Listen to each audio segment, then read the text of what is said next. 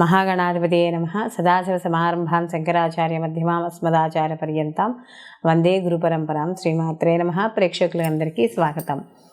రవి రాహుల యొక్క కలయిక, మీనరాశిలో వీళ్ళ యొక్క కలయిక అనేది జరగబోతోంది. రవి ఎప్పుడైతే కుంభరాశి నుండి మనకి మీనరాశిలోకి ప్రవేశిస్తాడో అప్పటి నుండి మనకి ఈ యొక్క రవి రాహుల యొక్క కలయిక జరగబోతోంది. మనకి జ్యోతిష శాస్త్ర ప్రకారం కానీ చూసుకుంటే రవి మనకి ప్రకాశించే గ్రహం, మనకి కనిపించే గ్రహం, ప్రత్యక్ష భగవానుడిగా చెప్పడం అనేది జరుగుతుంది. అలాగే రాహు ఛాయాగ్రహంగా చెప్పబడతాం. అయితే ఈ రవి యొక్క రాహుల యొక్క కలయిక ఎక్కడైతే ఏర్పడుతుందో ఆ ఏర్పడిన యొక్క స్థానాలను బట్టి వాటి యొక్క ఫలితాలు ఉండడం అనేది జరుగుతుంది. అలాగే జాతక చక్రంలో కూడా రవి రాహువులు ఏమైనా ఒకే చోట కలిసి ఉంటే అవి పితృదోషంగా చెప్పడం అనేది జరుగుతుంది. అక్కడ కూడా మనకి కాస్త ఈ రవి రాహువుల యొక్క కలయిక వల్ల ఎలా ఉంటుందంటే రెండు విరుద్ధ గ్రహాలు ఒకరికి పడదు, శత్రుగ్రహాలుగా చెప్పడం అనేది జరుగుతుంది. అందులోనూ ఎప్పుడైతే రవి రాహువులు ఒకే చోట చేరతారో రవి బలాన్నంతా కూడా రాహు తీసుకోవడం అనేది జరుగుతుంది. కాబట్టి అక్కడ రవి శుభస్థానంలో ఉన్న ఆయన ఇచ్చే ఫలితాలు అంత అంటే 100% ఆయన శుభ ఫలితాలను ఇవ్వడానికి ఆస్కారం అనేది ఉండదు. కాబట్టి అలాంటి విషయాల్లో కాస్త ఇక్కడ మనకి ఇబ్బందులు పడడం అనేది ఉంటుంది. అయితే సహజంగా మామూలుగా ఏమైనా రాహు కానీ ఒక మన జాతకంలో ఆయన ఉండే స్థితి బాగుంటే మాత్రం వాళ్ళు చాలా ఉన్నత స్థితికి వెళ్ళడం అనేది జరుగుతుంది. అలాగే జాతకంలో కానీ ఈ యొక్క రవి రాహుల యొక్క కలయిక కానీ లేకపోతే రాహు యొక్క ఉండే స్థితి కానీ సరిగ్గా లేకపోయి ఉంటే ఆయన దానివల్ల కాస్త బాగున్న వాళ్ళు కూడా, అంటే జాతక ప్రకారం బాగున్న వాళ్ళు కూడా కాస్త ఇబ్బంది పడే అవకాశాలు అనేవి కనబడతాయి. అయితే ఈ యొక్క రవి రాహుల యొక్క కలయిక వల్ల సహజంగా ఏర్పడే ఇబ్బందులు ఏమిటి అంటే స్నేహవర్గంలోనూ బంధువర్గంలోనూ మాట పట్టింపులు, వివాదాలు ఇలాంటివి రావడం, లేదా ధర్మానికి విరుద్ధంగా ఏవైతే కార్యక్రమాలు ఉన్నాయో అవి చేపట్టడం, ఉద్యోగాల్లో ఒత్తిళ్ళు కాస్త ఎక్కువగా ఉండడం, ఇలాంటివన్నీ కూడా కనబడుతూ ఉంటాయి. అలాగే మనకి రాహు మాయాకారకుడు. అలాగే ఇక్కడ మనకి జూదరి, ధర్మబద్ధమైన కార్యక్రమాలు ఏమున్నాయో దానికి వ్యతిరేకంగా ఉండేవాడు, ఇలాంటివన్నీ కూడా అంటే మనకి బ్లాక్ మ్యాజిక్ ఇలాంటివి చెప్తూ ఉంటాం కదా, వీటన్నింటికీ కూడా ఈ యొక్క రాహు కారకుడుగా చెప్పడం అనేది జరుగుతుంది. కాబట్టి అలాంటి రాహు అలాగే ఈ రవి ఇద్దరూ కలిసి ఉండడం వల్ల ఈ ప్రస్తుతం ఉన్న గోచార ప్రకారం కానీ చేసుకుంటే కొంత అంటే దీంట్లో ఉన్న ఉండే స్థానాన్ని బట్టి, భావాన్ని బట్టి కొంతమందికి అనుకూలమైన ఫలితాలు అవి కూడా చాలా తక్కువగా ఉండడం, ప్రతికూల ఫలితాలు కాస్త ఉండడం, ఈ రెండూ కూడా ఉండడం అనేది జరుగుతుంది. అలాగే ఇక్కడ రవి రాహువులు ఎప్పుడైతే ఒక రాశిలో కలిసి ఉంటారో జన్మతః అది పితృదోషంగా పరిగణించడం అనేది జరుగుతుంది. అందుకనే చూడండి మనకి ద్వాదశ రాశుల వారికి సానుకూలమైన ఫలితాలే ఉండవు, అలానే అనుకూలమైన ఫలితాలే ఉండవు. అంటే ప్రతికూల ఫలితాలు ఉండవు. ఒకరికి సానుకూలం, ఒకరికి ప్రతికూలమైన ఫలితాలు కూడా ఉండడం అనేది మనకి ఇక్కడ జరుగుతుంది. అయితే ఇక్కడ రవి రాహుల కలయిక వల్ల ఏమవుతుంది అంటే ఒక వ్యక్తి తన జీవన విధానంలో కొన్ని మార్పుల్ని, ఒడిదుడుకుల్ని ఎదుర్కోవాల్సి వస్తుంది, ఇబ్బందుల్ని.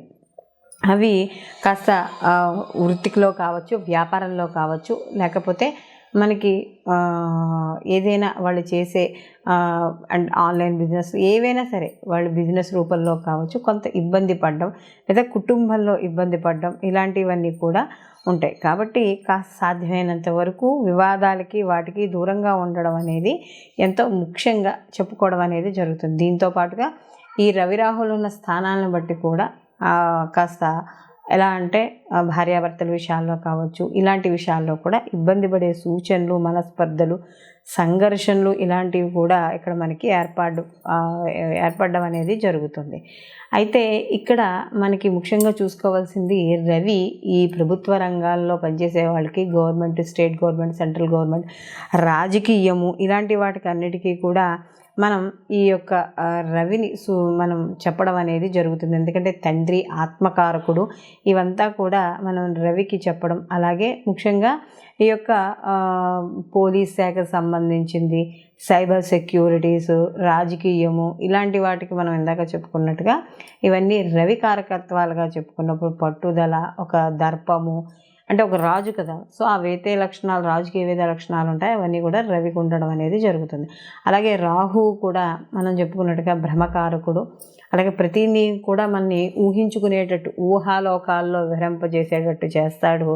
అలాగే మనకి ఈ యొక్క విదేశీయానము అంటే దూర ప్రాంతాలకు ప్రయాణాలు, ఇలాంటివన్నీ కూడా రాహు సూచించడం అనేది జరుగుతుంది. కాబట్టి ఇక్కడ మొత్తం మీద ఈ రవి రాహుల యొక్క కలయిక వల్ల ద్వాదశ రాశుల వారికి కూడా మనకి ఎటువంటి ఫలితాలు ఉంటాయి, ఏమిటి అలా అనే విషయాన్ని మనం ఇప్పుడు తెలుసుకుందాం. మిథున రాశి. మిథున రాశిలోకి మృగశిర 3-4 పాదాలు, అలాగే ఆరుద్ర 1-2-3-4 పాదాలు, పునర్వసు 1-2-3 పాదాలు మనకి మిథున రాశిలోకి రావడం అనేది జరుగుతుంది. ఈ మిథున రాశికి కానీ చూసుకుంటే మనకి రాహు వీళ్ళకి మిత్రుడే. అయితే ఇలాంటి రాహు వీళ్ళకి దశమ స్థానంలో ఉండడము, అలాగే ఇక తృతీయాధిపతి అయిన రవి వీళ్ళకి దశమ స్థానంలో సంచారం చేయడం.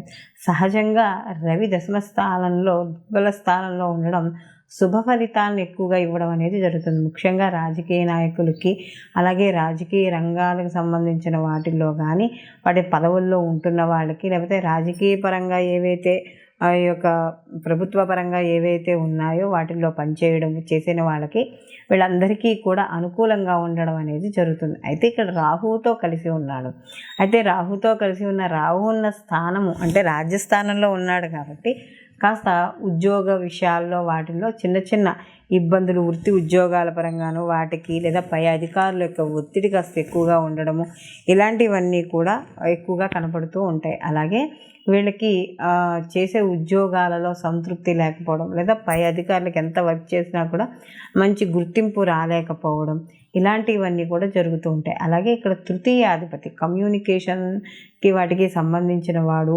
అలాగే మనకి ముఖ్యంగా చూసుకున్నప్పుడు ధైర్యము, పరాక్రమం ఇలాంటివి ఏవైతే ఉన్నాయో ఆ అధిపతి అయిన ఇక్కడ రవి వెళ్ళి మనకి రాహుతో కలిసి ఉన్నాడు. కాబట్టి ఏదైనా ఒక పని చేద్దామంటే ధైర్యం సరిపోలేకపోవడం, ధైర్యాన్ని కోల్పోవడం, లేదా అమ్మో ఈ పని చేస్తే ఎవరైనా నన్ను ఏదైనా అంటారేమో ఒక భయంతో కాస్త ఉండడం అనేది జరుగుతుంది. కాబట్టి మన ఈ యొక్క మిథున రాశి వారు అలాంటి అధైర్యపడాల్సిన అవసరం లేదు.